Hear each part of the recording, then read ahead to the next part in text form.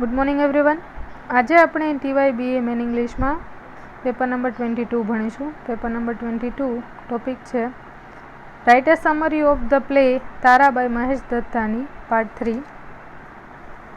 Next there is a Dr. Thakkar again explain that both the children would be sterile.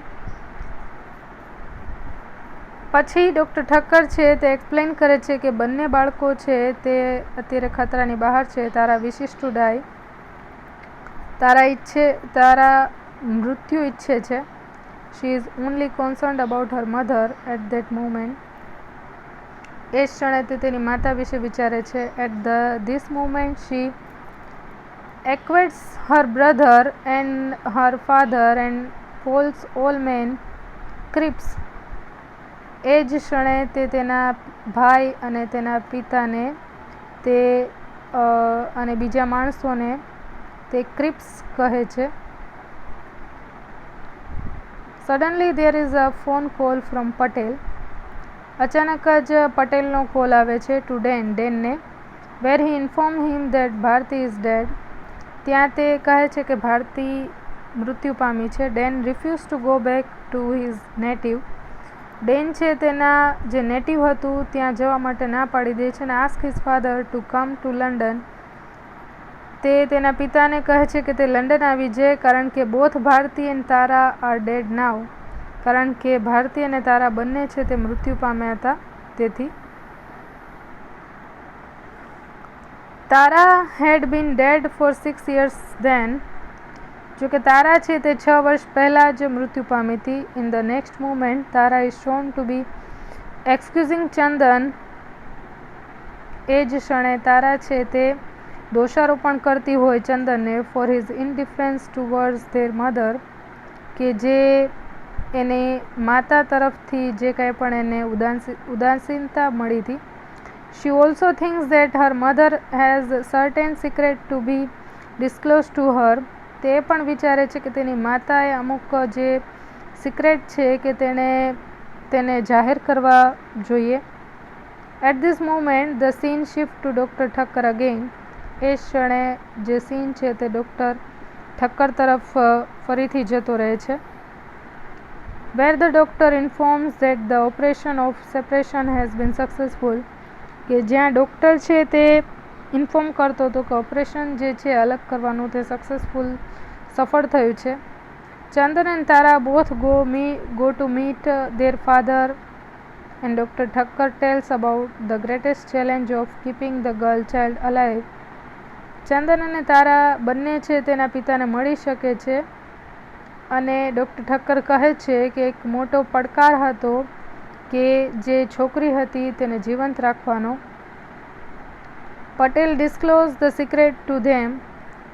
Patel છે તે આને જે secret હતું તેને ગુપ્ત રાખવા કહે છે તેમને. He says that his wife, himself and there grandfather all 3 of them R responsible for the fat of action. તે કહે છે કે આ ત્રણેય, તેની પત્ની, તે પોતે અને તેના જે દાદા હતા તે ત્રણેય જવાબદાર છે આ એક્શન માટે. When the twins were born. જ્યારે એ જન્મ્યા હતા જુડવા બાળકો. They had 3 legs between them. તે બંને વચ્ચે છે 3 પગ જ હતા. The third leg was fed by the girl's blood system.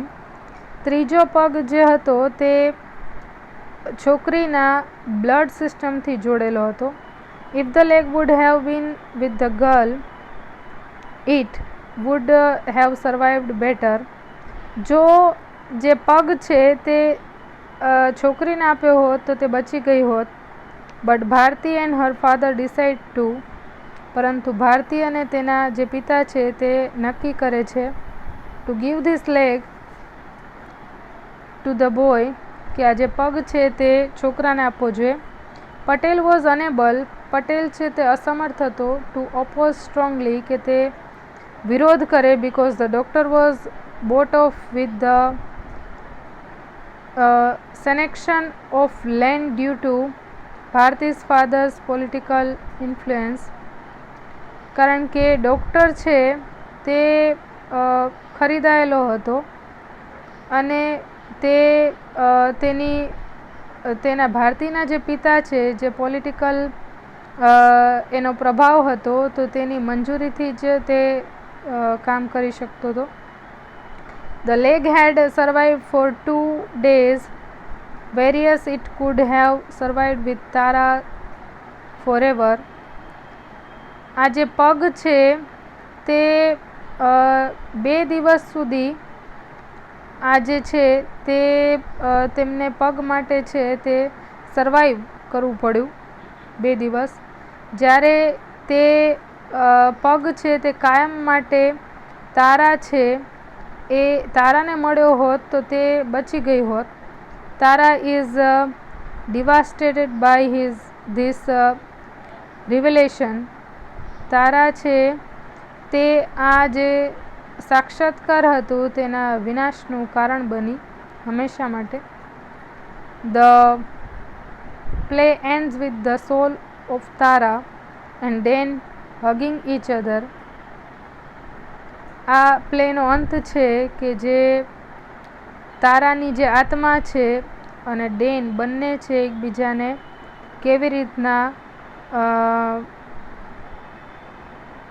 હગ કરી અને આ પ્લેનો જે અંત થાય છે. Conclusion. The overall summarization of the play revealed that Tara had been a victim of the social patriarchal system.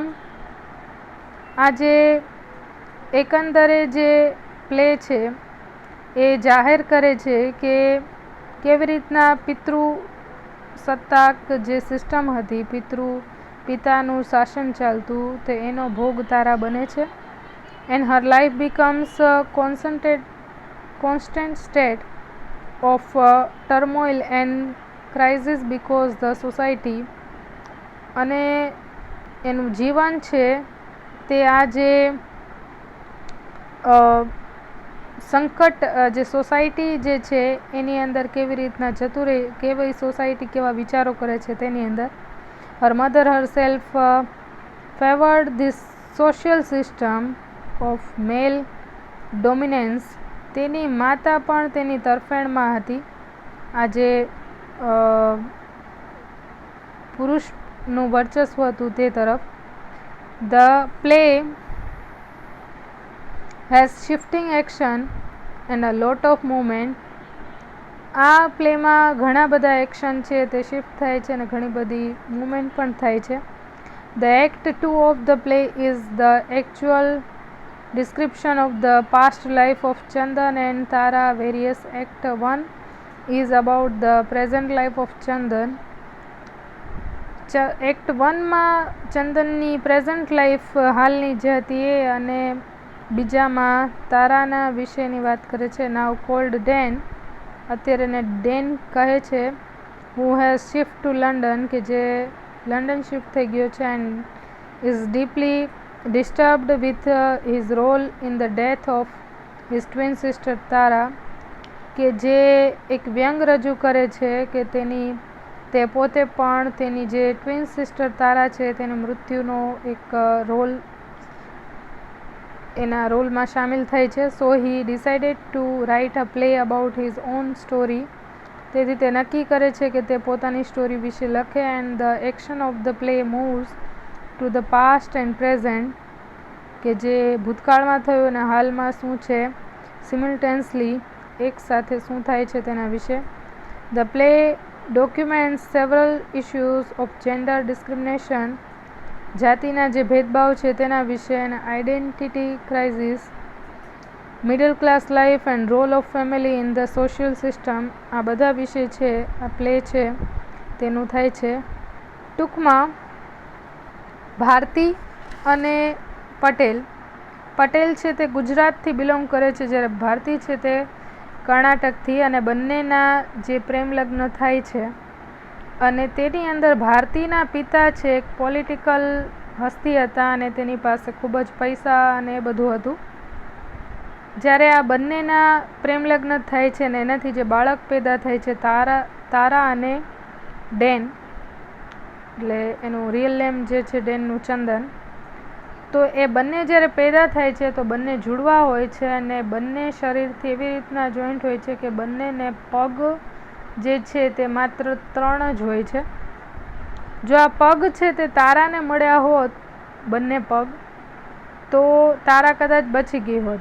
પરંતુ જ્યારે તારાને છે તે એક જ પગ રાખવામાં આવે છે અને તેને આર્ટિફિશિયલ પગ દેવામાં આવે છે. પરંતુ ડેન છે તેને બંને પગ છે આપવામાં આવે છે અને જે રીતના ઓપરેશન થાય છે તો એ કારણોસર તારા છે તે બહુ મુશ્કેલથી બચે તો છે, પરંતુ તે લાંબો સમય સુધી જીવી શકતી નથી. અને એક માતા છે કે જે કેવી રીતના એના દીકરાનો સાથ આપે છે કે પગ છે તે દીકરાને મળવો જોઈએ, દીકરીને નહીં. અને તેના ભારતીના જે પિતા છે એ પણ આ જે દીકરી છે તેને મારવાના હિતમાં હતા. તો આ જે સોશિયલ ઇસ્યુ છે તેના વિશેની આ વાત હતી અને કેવી રીતના તારા છે તે આ સમાજનો, આ સોસાયટીનો ભોગ બને છે તે વિશે. તો અહીંયા આપણો આ ટોપિક પૂરો થાય છે.